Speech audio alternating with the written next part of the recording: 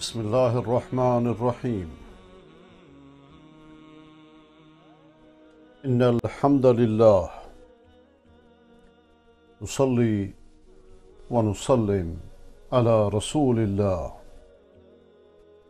وعلى آله وصحبه ومن والاه. اللهم لك الحمد كما ينبغي لجلال وجهك ولعظيم سلطانك. اللهم لا نحصي ثناء عليك أنت كما أثنيت على نفسك.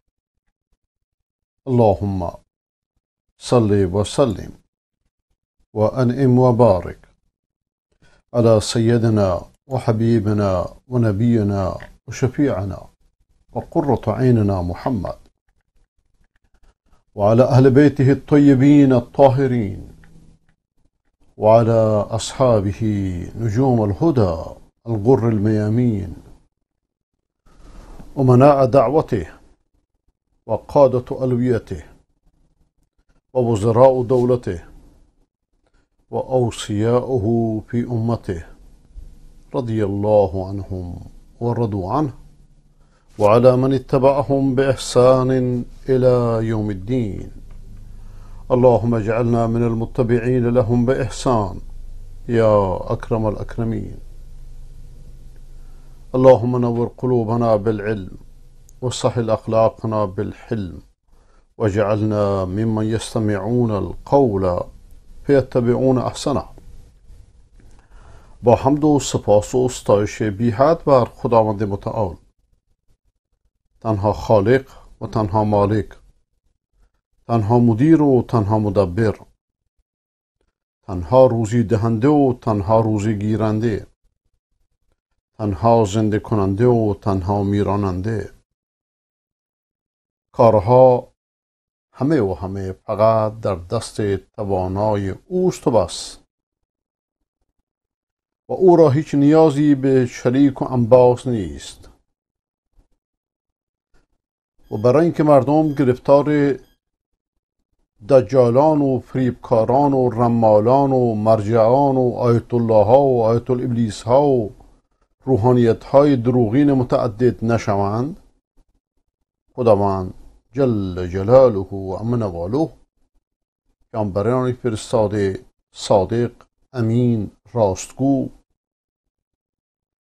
و برشون کتاب نازل کرده. درود خداوند بر پیغمبران راستین از آدم تا خاتم، بخصوص به سرورشان و پرچمدارشان و تاجدار اولین و آخرین، که با تحمل رنجهای فراوان گنج آسمانی توحید و خداشناسی را به من شما آموخت.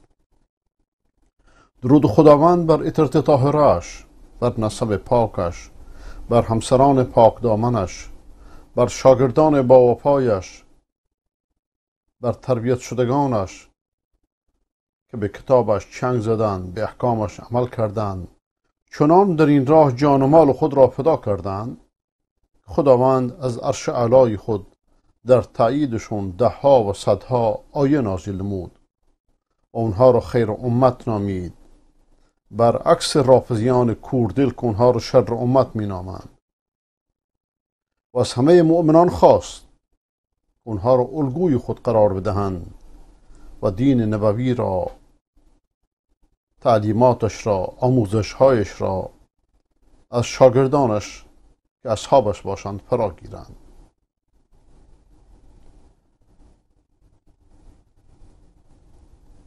بهترین سخن سخن خداوند است و بهترین رهنمود نبوی.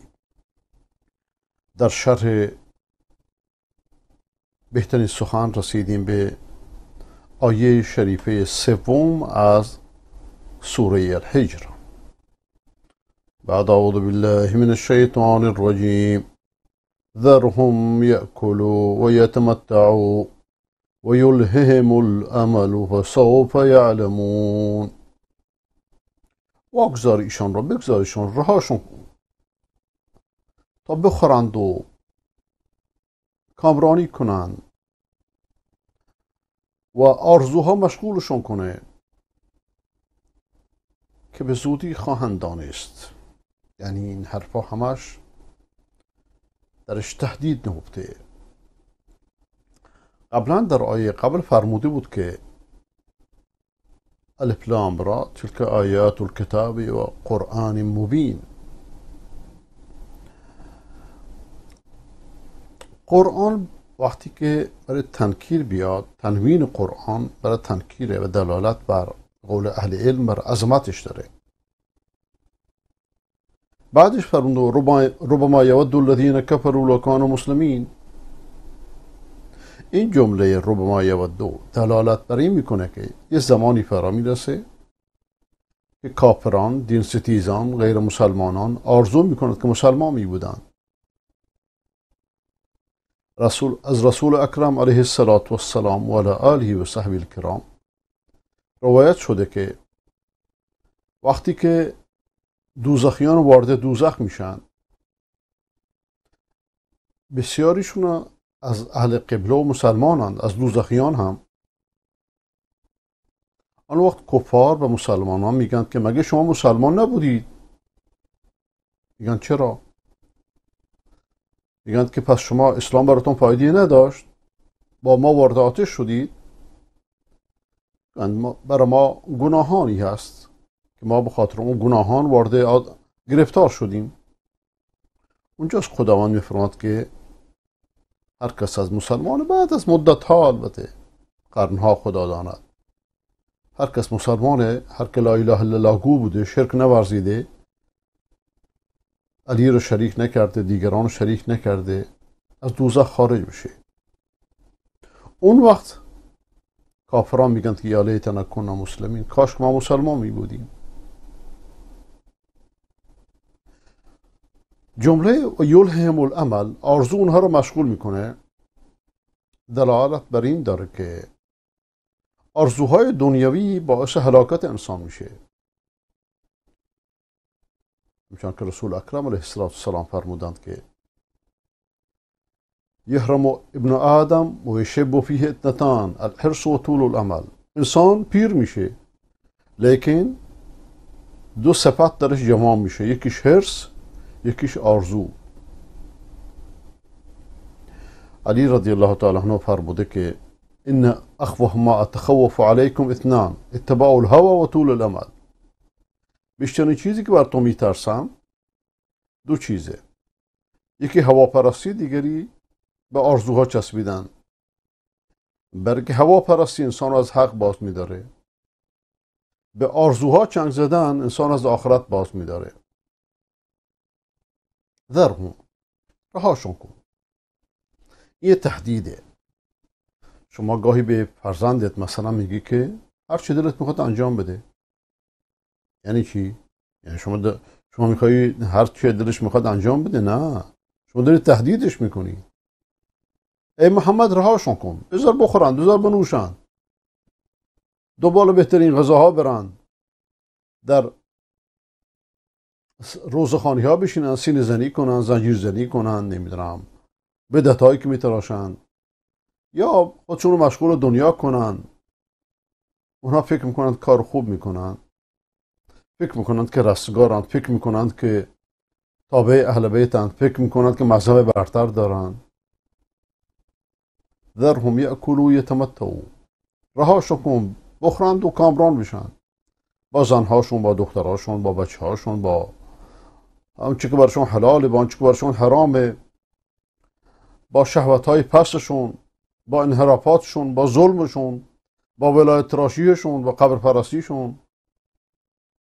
بذار، رهاشون کن. فلما نسوا ما ذکروا به فتحنا علیهم ابواب کل شیء. وقتی که اون چرا ما بهشون تذکر دادیم، پیامبر بهشون تذکر داده بود، فراموش کردن، دنبال روایت‌های مندرآوردی رفتن، یا دین اصلا خرافه میدونستن، اون وقت درهای نعمت‌ها را، درهای همه چیز رو براشون باز کردیم تا اینکه مغرور شدند، شادمان شدند. اخذناهم بغتة فاذا هم مبلسون. ناگهانی گرفتیمشون در همون حالتی که به گناهان مشغولن. ذرهم، رهاشون کن. تو به اندازه کافی وعظشون کردید، نصیحتشون کردید. تذکرشون دادید. لیس علیک هداهم ولکن الله یهدی من یشاء. هدایت چون بر گردن تو نیست، بلکه هدایت دست خداست. خداوند پیامبرش میفرماد هدایت دست تو نیست. اون موقع صوفیان میگن که شیخ ما دلها رو کباب میکنه، اینجوری میچرخونه. خداوند میفرماد که هر کی از بندگانش که خودش بخواد هدایت میکنه، اون مالک دل هاست. و ما تنفقوا من خیر فلانفسکم. آنچه در راه خیر انفاق میکنید برای خودتونه.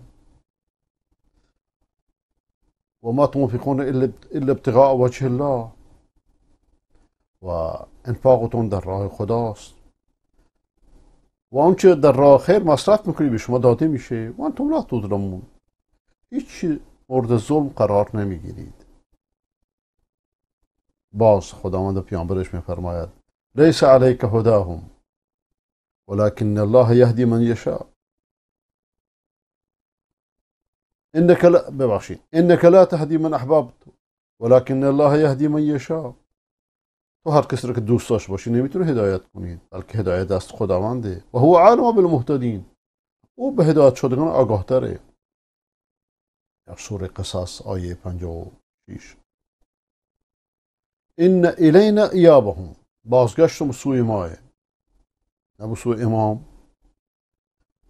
آخوند ملعون رافضی امام جای خدا گذاشته همه جا.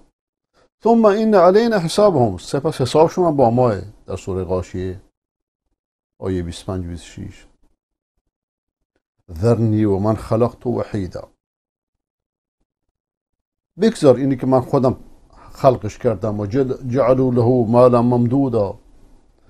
براش مال و منال قرار دادم و براش فرزند قرار دادم. یعنی من خودم معالجهش میکنم. درهم یاکلوا. بذار بخورند بنوشند. رضا پیامبر کرم علیه السلام میفرماد که تعس عبدالدینار تعس عبدالدرهم. پول پرست دینار پرست هلاک شد، درهم پرست هلاک شد، لباس پرست هلاک شد. در حدیث که امام بخاری روایت میکنه. پس بذار رهاشون کن به دنیا پرستیشون، به زیبایی دنیا، به تفریح هاشون، به گردش هاشون، به هتل های بزرگ، نمیدونم کارخانه های بزرگ، با اینکه هیچ چیز رو رعایت نمیکنن، زن و مرد مختلط، با صیغه بازی هاشون، با همجنس بازی هاشون، با هر کاری که میکنن. باش حساب آینده. اگه دلهاشون رو ببینید پر از آرزوهاست. این که آرزو میکنه که فلان خانه رو داشته باشه، اون که آرزو میکنه که سالها عمر رو داشته باشه، که با زمینش چیکار کنه، با باغش چیکار کنه، با کارخانهش چیکار کنه و هکذا. ذرهم یأکلوا و یتمتعوا و یلههم الامل. بذار بخورند و کامرانی کنند و آرزوها اونها رو مشغول بداره. وقتی که شما در بسترت فرو میرید، میخوابید، چه چیز خاطرتو مشغول میکنه؟ یکی مشغول دکانشه، یکی مشغول کارخانهشه، یکی مشغول زندگیشه. این آرزوها خطرناکه، بخصوص چیزهایی که قابل درک نباشه. یه بار یه شخصی میگفت که از استادامون روایت میکنه، میگه من از این کار خسته شدم، میخوام برم یک کشور دیگه، اونجا 5 سالی بگذرانم، بعد میرم اروپا، هر تابستان یک کشور میرم، از مناظر زیبای اونجا برخوردار میشم. یه تابستون در ایتالیا، یه تابستون در فرانسه، یه تابستون در انگلستان و هکذا. وقتی که برمیگردم بازنشست میشم، اون موقع من مبلغ معقولی هم جمع کردم، فلان دکان رو باز میکنم، بچه هم میارم پیش خودم و از این حرفا. ایشون میگه این صبح این حرفا با من باز، من زور داشتم میرفتم تو خیابان، دیدم اعلامیه وفاتشه.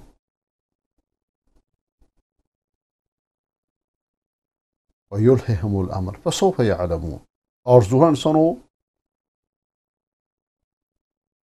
مشغول میکنه و به زودی خواهند دونست. به زودی میدونند که اشتباه کردند، به زودی میدونند که زیانکار بودند، به زودی میدونند که موفق نبودند، رستگار نشدند، به زودی میبینند که زیرکیشون به دردشون نخورده.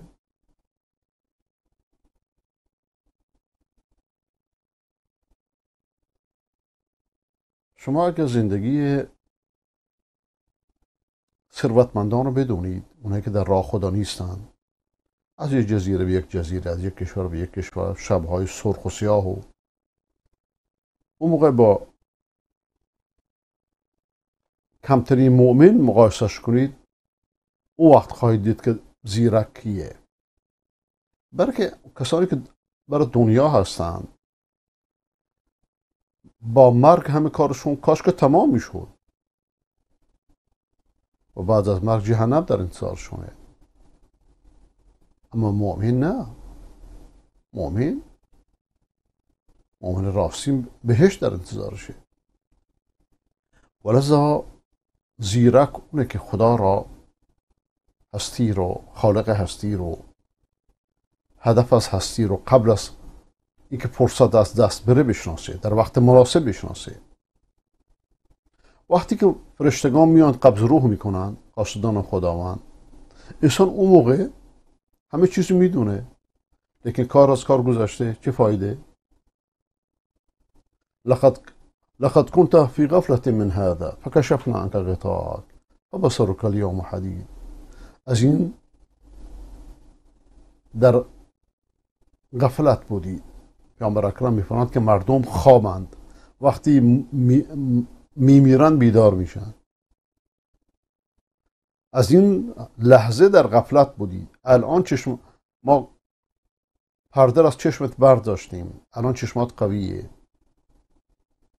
بعد میگه که یقول یا لیتنی قدمت لحیاتی. بعد از مرگ و زندگی حساب میکنه، کاش که من برای زندگی هم چیزی تقدیم میکردم. اونجا هیچ کسی دست کسی رو نمیگیره. کسی که مطمئن باشه که تا فردا زنده، مرگو نشناخته. مورز آدم همیشه انشالله بگه، بدون انشالله هیچ چیز نگه. واسه اینجا کلمه زرهم درش معنی تهدید وجود داره. ترکشون کن، خودتو بیش از اندازه به اینا مشغول نکن، اینا در سطحت نیستن. ولذا ابو درداء وقتی که در شام رضی الله عنه اقامت گزید، یه روز برای اهل شام خطبه خون. اهل دمشق، من برادر ناصحتون هستم. اونایی که قبل از شما بودن، مال و منال جمع کردن، آرزوها داشتن، میبینید که همه رفتن در قبرستانن. شما از اون عبرت بگیرید. خلاصه این آیه اینه که از در افسانه ها، در آرزوها خودتون رو غرق نکنید، دنبال عمل برید و اونچه در خاطرت میگذره اینها رو در طاعت خدا قرار بده که چطور به خدا نزدیکتر بشی، چطوری به هدایت نزدیکتر بشی، چطوری کتاب خدا رو بخونید، چطوری کتاب خدا رو حفظ کنید، چطوری بهش عمل کنید، چطوری برنامه خوب نگاه کنید، برنامه توحیدی نگاه کنید شما رو به خدا نزدیک کنند. آیا در زندگی من مخالفتی وجود داره؟ این مخالفت رو چطوری درست کنم؟ چطوری به خدا تقرب بجویم؟ اون موقع چطوری خودم دعوتگر بشم؟ چطوری دیگران هدایت کنم؟ چطوری اونها رو نجات بدم؟ آدم آرزوهاشو از این نمونه قرار بده. خب امروز من تا اینجا توقف میکنم، چون فردا انشاءالله مسافرم. از خدا میخوام که سفرم رو مهیا بکنه، آسان بکنه و انشاءالله که برای شما هم اونجا دعا خواهم کرد.